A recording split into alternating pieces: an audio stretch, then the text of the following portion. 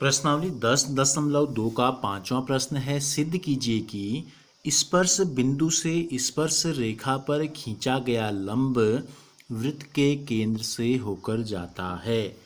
तो देखो हमको क्या दिया है, हमको दिया है एक वृत्त, हमको दिया है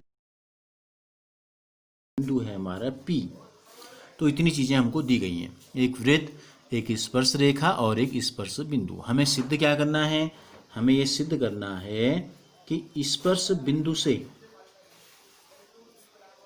या स्पर्श बिंदु पर जो लंब होगा, स्पर्श रेखा पर, यहाँ पर स्पर्श बिंदु पर जो लंब हम खींचेंगे वो लंब जो है O से होकर जाएगा। ये हमें सिद्ध करना है। यहाँ पे हमको 90 अंश का कोण बनाना है और हमको सिद्ध करके दिखाना है कि जो 90 अंश का कोण बनाते हुए जो रेखा यहाँ से जाएगी वो O से गुजरेगी। ये हमें सिद्ध करके दिखाना है। तो देखो हमें सिद्ध करना है कि स्पर्श बिंदु पर जो लंब होगा वो वृत्त के केंद्र O से गुजरेगा। ये हमको सिद्ध करके दिखाना है। तो हम इसकी हल करते हैं। तो इसमें हम क्या करते हैं, इसको जब हम शुरुआत करते हैं तो हम एक विरोधाभासी परिकल्पना ले लेते हैं। जैसे कि इस गणित के पहले अध्याय में हम करते हैं, सिद्ध कीजिए √2 √3 एक अपरिमेय संख्या है, तो हम उसको परिमेय संख्या मान के चलते थे।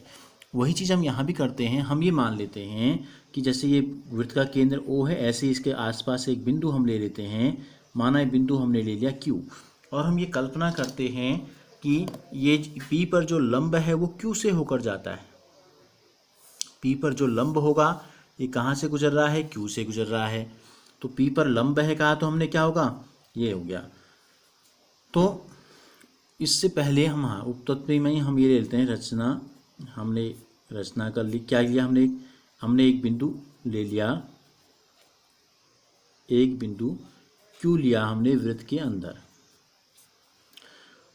किस प्रकार का लिया कि Q लिया ताकि कोण QPB जो है वो क्या हो जाए, 90 अंश हो जाए। क्यों हो जाए, हमको बताना है स्पर्श बिंदु पर लंब बनाना है हमको। तो हमने कल्पना की कि हमने एक लंब बनाया और QPB जो है 90 अंश के बराबर है। इसको हमने ले लिया, समीकरण नंबर 1 ले लिया। अब हम करते हैं, तो हमने बना दिया।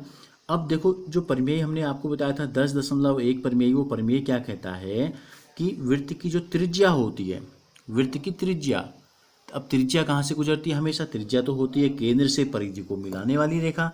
अब हम O से P को मिलाते हैं, ये हमने O से P को मिला दिया। तो OP क्या है, त्रिज्या है। तो वृत्त की जो त्रिज्या होती है वो स्पर्श बिंदु पर स्पर्श रेखा पर लंब होती है। तो ये कोण कितना है, 90 अंश का होगा। परिमेय 10.1 के अनुसार वो क्या कहता है, वो कहता है जो त्रिज्या होती है ये लंब होती है स्पर्श रेखा पर। ठीक है, किस बिंदु पर, यहाँ कोष्टक में लिख देते हैं स्पर्श बिंदु पर।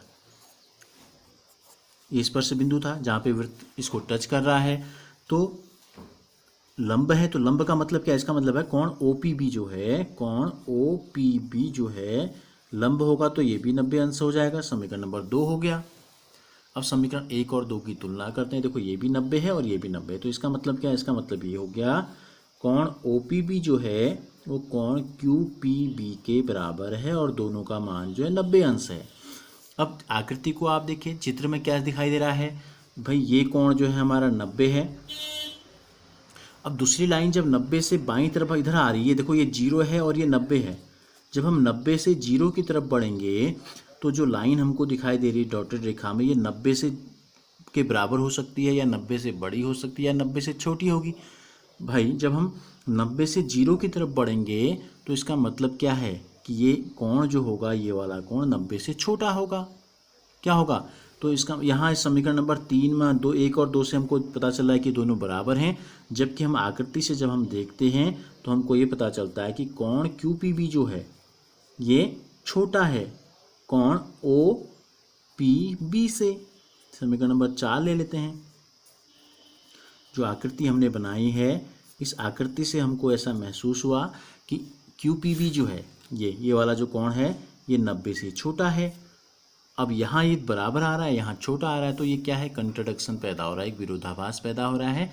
और ये विरोधाभास क्यों पैदा हो रहा है, ये विरोधाभास इसलिए पैदा हो रहा है क्योंकि हमने इसको गलत मान लिया है 90 अंश, ठीक है। और ये दोनों बराबर कब हो सकते हैं, तो कोण OPB व कोण QPB एक ही स्थिति में बराबर हो सकते हैं, एक ही स्थिति में बराबर हो सकते हैं। कब बराबर हो सकते हैं, जब ये OP और OQ एक ही लाइन हो, या OP और OQ के ऊपर हो, या OQ OP के ऊपर, या OP OQ के ऊपर, या तो OP के ऊपर PQ या PQ के ऊपर OQ, यानी कि ये दोनों एक हों, संपाती हों, कहने का मतलब है। तो जब OP व PQ संपाती हों, तो संपाती होंगी तो क्या होगा, कहाँ से गुजरेंगी, संपाती होंगी तो O से गुजरेंगी। और यही हमको सिद्ध करना है कि स्पर्श बिंदु पर जो लंब होगा वो वृत्त के केंद्र से गुजरेगा, संपाती हों। इसलिए हम कह सकते हैं कि स्पर्श बिंदु पर जो लंब होगा सदैव वृत्त के केंद्र से गुजरेगा, और कोई रास्ता नहीं है। तो केवल और केवल जब यहाँ से गुजरेगा O से, तभी ये लंब हो सकता है, 90 अंश का कोण बन सकता है। क्योंकि हमने प्रमेय 10.1 में ये पढ़ा है कि त्रिज्या जो होती है वो स्पर्श बिंदु पर, स्पर्श रेखा पर लंब होती है। तो हमेशा लंब होगी, तो दो लंब नहीं हो सकते, और लंब होगा तो हमेशा केंद्र से ही गुजरेगा।